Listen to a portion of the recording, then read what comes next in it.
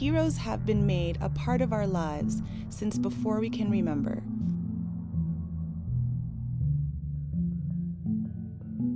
And it is not far behind these heroes that a villain lurks. Many examples in contemporary culture of both good and evil could be viewed as personified versions of animal or demon selves. In ancient India, evil was personified as Ravana, a 10-headed, indestructible fighter. With every individual comes a story, but where do they begin and where do they end?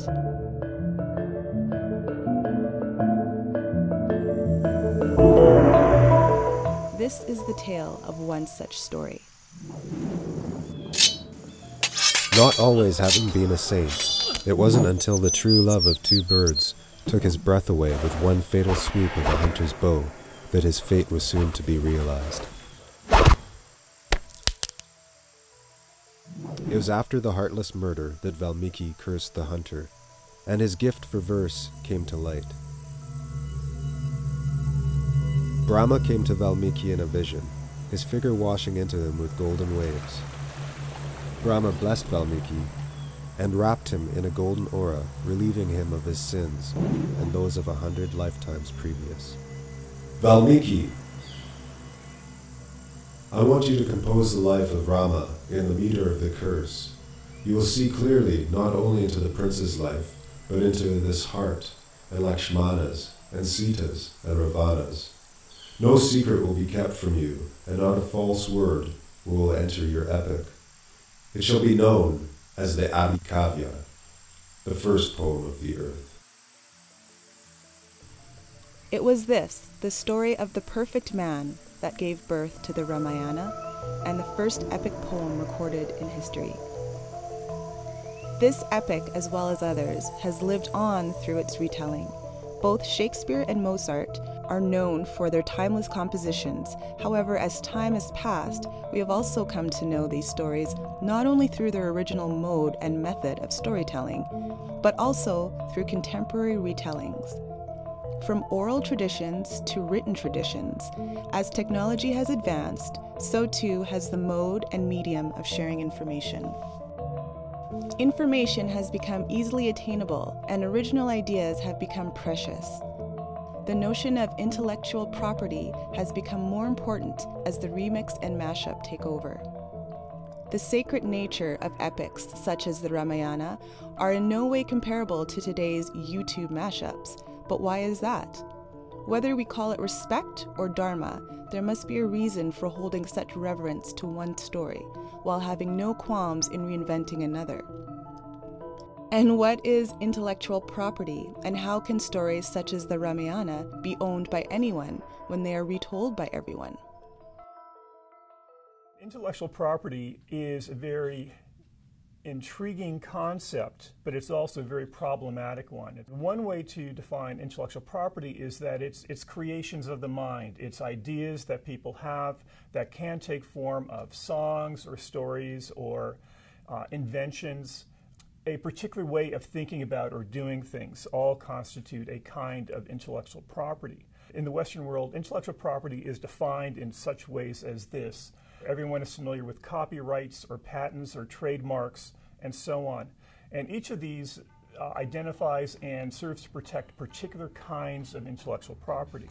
Where it becomes more difficult to define or to understand is when we move out of the Western legal realm and look at how other peoples around the world conceptualize what we would say is intellectual property. So, for example, in many Aboriginal or Indigenous societies, there is no real distinction between what we would call intellectual property, which is ideas, stories, beliefs, and so on, and what we call cultural property, that is things, such as artifacts. Traditional stories, for example, traditional knowledge, all constitute a kind of intellectual property, not covered by trademarks or patents. And in some cases, those images are today found on t-shirts and other kinds of products that are widely marketed, much to the dismay of those people for whom those designs represent very important, often spiritual values. So this is one of the areas that we find a big disconnect between Western legal policies and traditional cultural values, or what we call customary law. Although some traditions hold their cultural property very close, certain forms of stories, such as the Ramayana, are meant to be retold. The Wayang shadow puppets themselves are the embodiment of the spirits of whom they represent, and must be awakened before the puppets are to be used. In the case of the shadow puppets, it's not only the responsibility of the museum to exhibit them as here are examples of Indonesian culture, as part, in other words, as kind of public education, but the museum really has a responsibility to the puppets themselves, which are the embodiment of these beings from the epic times. Retelling stories in our own words has also become a part of pop culture, with remixes and mashups running rampant. Intellectual property is something that everyone recognizes as soon as their intellectual property has been threatened.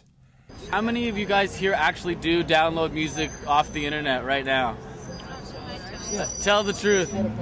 Do you guys, like, how many of you guys actually think that when you're downloading your music that you're stealing it?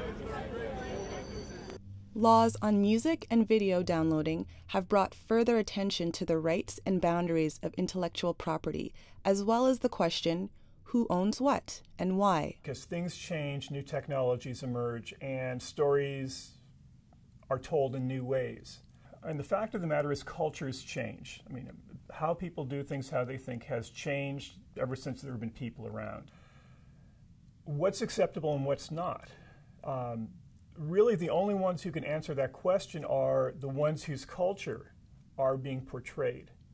One interesting example from British Columbia is the work of Aboriginal artist Brian Youngin. He's an Interior First Nations person, and he's perhaps best known for his recent work in taking the image of Northwest Coast masks, you know, the carved wooden masks that I think many people are familiar with, and he's recreated them. This is playful, this is innovative, this is a lot of fun. And it's also kind of appropriation if we want to look at this, you know, through a strictly academic lens. But again, the question comes to the Northwest Coast peoples whose culture included manufacturing and using these masks and all the stories that go with them. Is this appropriation to them?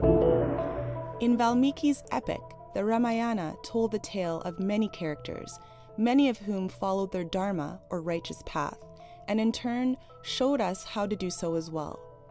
Valmiki himself followed his dharma by composing the longest epic known to man, as was requested by Brahma himself. Is it possible nowadays to follow our dharma and create new ideas while maintaining a respect for the old? Do you think creative thought is possible without the aid of previously constructed material? How can you make your mark in an original and creative way without overstepping legal or cultural boundaries?